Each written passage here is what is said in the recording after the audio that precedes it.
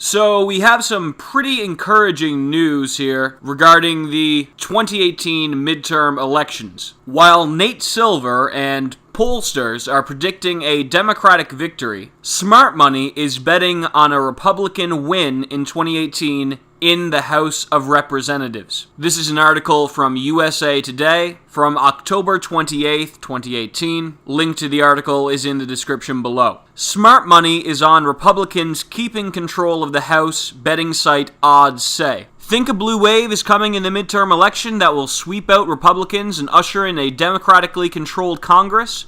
Don't bet on it, gamblers on at least one online betting site are saying. The odds on MyBookie favor Republicans maintaining hold of their majority, even as political forecaster Nate Silver says there is an 84% chance of a Democratic victory. As of Sunday, the odds of the GOP keeping the House are at negative 140. That means you would need to bet $140 on the Republicans to win $100 if they stay in the majority. The Democrats were at plus 110, meaning a $100 bet would win you $110 if the Democrats managed to wrest control of the House. The site also has the Republicans favored to hold the White House in the 2020 presidential election.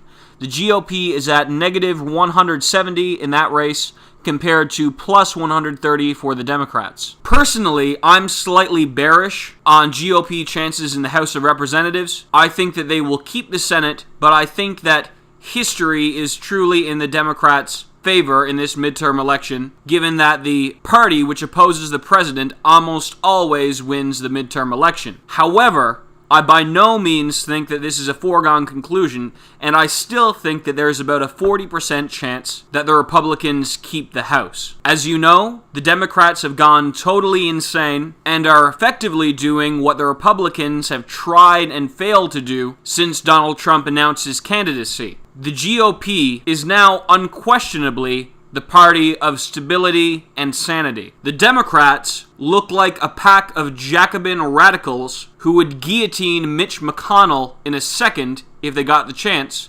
because that is, in reality, what they appear to be. Of course, we also know that polling is not always reliable. It was wrong in the 2016 election, and it was wrong before that. Now, given the fact that Democrats are getting violent and attacking Trump supporters, it is very possible that people would be more reluctant to admit to pollsters that they are planning on voting Republican. This is an example of the reverse Bradley effect. Finally, because of the way that the districts are drawn, the GOP has a built-in advantage over the Democrats. By some estimates, the Democrats would have to win the popular vote in the House of Representatives by 11 points in order to obtain the 217 seats required for a majority. More conservative estimates put this number at 5 or 6, but regardless, the Republicans do have a tremendous advantage in this regard. Let's imagine what would happen if the GOP did maintain control of the House. Of course, the most obvious advantage is that the Democrats would not be able to exploit the power of the House of Representatives to attack and investigate Donald Trump.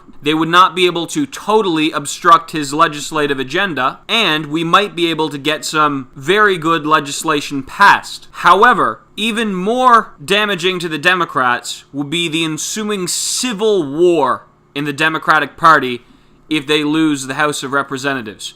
This is something that Steve Bannon has talked about, and I think it is totally accurate. If the Democrats lose the House of Representatives, the various vying factions within the Democratic Party are going to tear each other to pieces. The Bernie-style progressives will be convinced that the loss was due to corporatist influence within the Democratic Party, preventing them from promulgating left-wing economic policies. The cultural radicals will be convinced that the loss was due to the Democratic Party being too mild and too beholden to the interests of old white men. And the corporatists will be convinced that the loss was due to the extremism of the two other factions. They will rip each other to shreds, setting up the 2020 Democratic primaries to be perhaps the most contentious in the history of the Democratic Party. A GOP win in 2018 may very well destroy the Democratic Party.